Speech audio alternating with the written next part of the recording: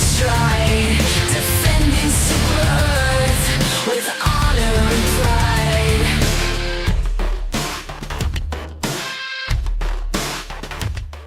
Evening's freedoms, Helldivers. That was Democracy Never Dies by Imperatorius, who has made a triumphant return to the Helldivers music scene a few weeks ago in a way that completely flew under my radar.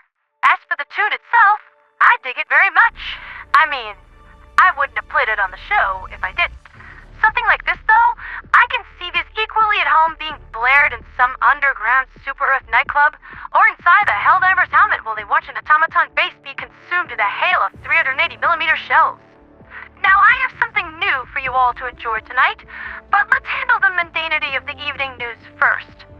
There is absolutely nothing to report on the Western Front, with the automatons licking their wounds and slowly putting the shattered remains of their hindquarters back together after a Super Earth butt chicken, and only trace amounts of Helldivers deployed to bot planets, really just serving to keep an eye on the place. You know, make sure there's no shenaniganry going on there. Meanwhile, most of the divers have deployed to Errata Prime, taking advantage of their free time and the torpor of the terminus to take back the territory lost to us during the recent Gloom Blitz event. A few hours ago, the humble desert planet received a clean bill of health and was marked as relatively safe for resettlement. I mean, as safe as a planet bordering the gloom can possibly be. There has been some concern regarding Akamar 4's terminated research preserve due to the recent invasion of Gakrux. However, patrols of the planet have reported no sporefall events whatsoever, and all sensors indicate that the preserve is operating at safe levels. Speaking from the perspective of a Helldiver in active combat duty, I don't know if I believe that, but all we can really do is retain our vigilance, and if there is a problem on Akamar, we'll leap on that like 382 hunters on a seat marine, daring to check their unread Super Discord messages in the heat of battle. Rookie mistake, Steve. Now comes the part of the show that I was hinting at before. Many have asked me about conducting interviews on my show, but I have never had the equipment to do so. However, I have finally managed to get those chucklemongers at the Ministry of Truth to unfreeze my accounts so I could purchase some upgrades to my studio. The average Helldiver has enough firepower at their casual command to reduce whole continents to barren wastelands with amply deep craters. When Miss Boudica pointed out that I had many such Helldivers ready and willing to resist these blatantly unlawful conditions being placed upon me, do you know how satisfying it is to see those bureaucratic buttheads sweat?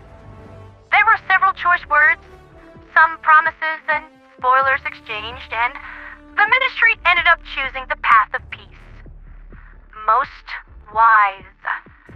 They also gave me a fair amount of back pay, to which I purchased a game called The Forever Winter, which I was told was a bright, sunny, fun-loving, casual experience that really sounds like a good time.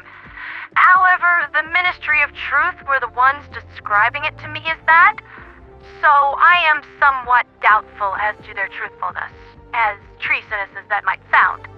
Now, what does that do with the rest of my newfound fortune? My studio is now outfitted with equipment that will receive transmissions as well as broadcast them, so I can now conduct interviews with Helldivers across the whole of the Liberation Fleet.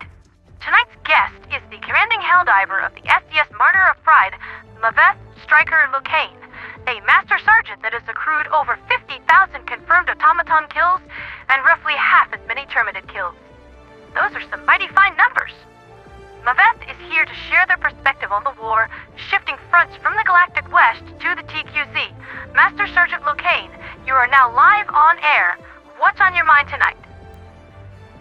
First, I would like to thank you very much for this opportunity to speak. Your radio service, it is a testament to managed democracy and the liberty every Class B and higher citizen of Super Earth can enjoy. Oh, please don't put me up on a pedestal like that. I don't deserve it. I'm really just here doing my part. Some time ago, I began to realize that every Helldiver is motivated by two equal and opposite forces, the inner force and the outer force.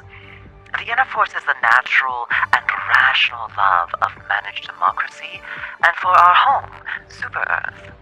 I'm not sure if you knew this, Pandera, but I actually have family roots on Super Earth, personally. Oh, really? Me too.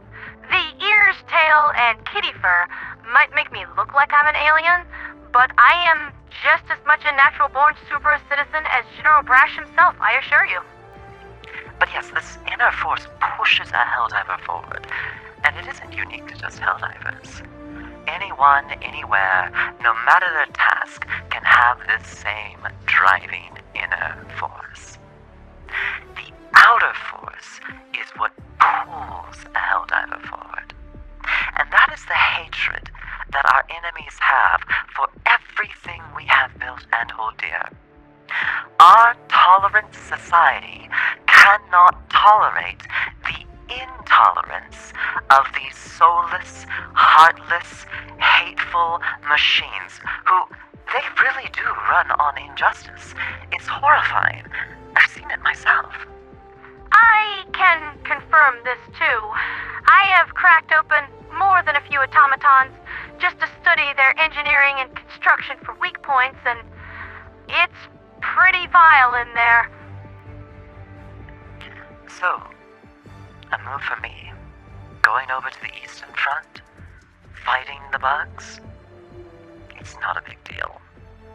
I am doing this because I love Super Earth, and I am going there because that's where they hate Super Earth the most. Thank you again for your time. Oh, absolutely, Master Sergeant. You are welcome on the show anytime. It was a joy having you. Now, those are the kinds of words that can only come from someone with a perfect patriotism score, and our good Master Sergeant has the absolute right of it. Terminites are filled with ichor and undemocratic hatred. The Ministry of Science could back me up on this. Why do you think they live, even after you've blown their heads clean off? That's because they have hatred in their blood, and losing their cranium only diminishes part of it. They still retain the strength to make one last stab at our patriotic hearts that only have love for Super Earth. At least when you put a couple rounds in a clanker, it is the common decency to hit the dirt and stay down. That's been Liberty's Latest with me, Pondera the Radio Angel. We're due for a fresh major order bright and early tomorrow morning, and from the sounds of it, it involves filling up the 20-story tall DSS fuel tanks. That's going to be an awful lot of bug blasting, and with how few planets are actually reachable within the TQZ, thanks to the gloom, we might have something of a problem. We might have done our job a little too well. Ah, well, we'll figure it out. We always do. For liberty, for freedom, for democracy, and for Super Earth.